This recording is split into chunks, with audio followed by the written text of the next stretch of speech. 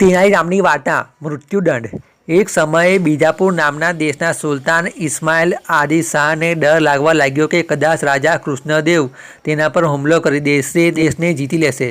સુલતાને ઘણી જગ્યાએથી સાંભળ્યું હતું કે રાજા કૃષ્ણદેવે પોતાની હિંમત અને બળથી ઘણા દેશો જીતી લીધા હતા અને તેમને પોતાના રાજ્યમાં જોડ્યા હતા। આ વિચારતી વખતે સુલતાનના મનમાં વિચાર આવ્યો કે જો તેને પોતાના દેશને બચાવવો હોય તો રાજા કૃષ્ણદેવને મારી નાખવો પડશે।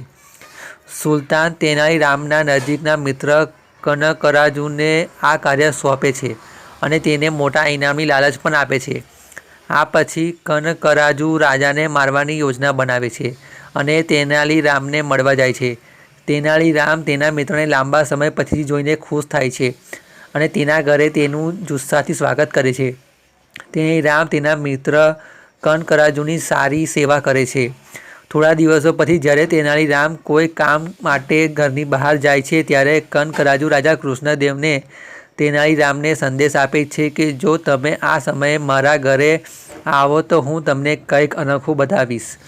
આ વસ્તુ એવી છે કે જે તમે ક્યારેય નહીં જોઈ હોય। સંદેશ વાંચીને રાજા તરત જ તેનાલી રામના ઘરે પહોંચે છે। ઘરની અંદર જતા સમયે રાજા કૃષ્ણદેવ પોતાની સાથે કોઈ હથિયાર લેતા નથી અને સૈનિકોને બહાર જ રહેવાનો આદેશ આપે છે। રાજા ઘરમાં પ્રવેશતાની સાથે જ કનકરાજુ તેના પર છરી વડે હુમલો કરે છે, પરંતુ રાજા કૃષ્ણદેવ ખૂબ જ ચતુરાઈથી કનકરાજુના હુમલાને રોકે છે અને તેના સૈનિકોને બોલાવે છે।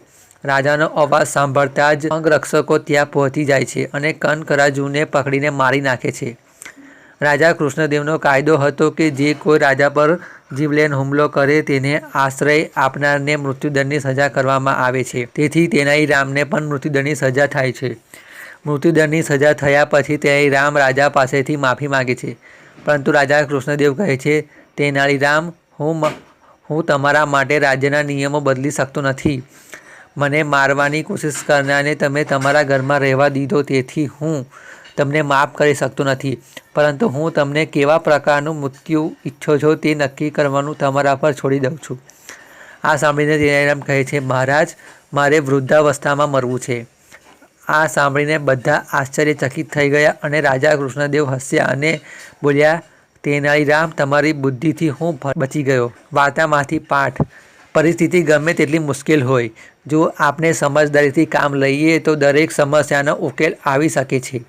તેનાલી રામે પણ એવું જ કર્યું। મોતને સામે જોતા હોવા છતાં તેને પોતાના મગજનો ઉપયોગ કરીને પોતાનો જીવ બચાવ્યો।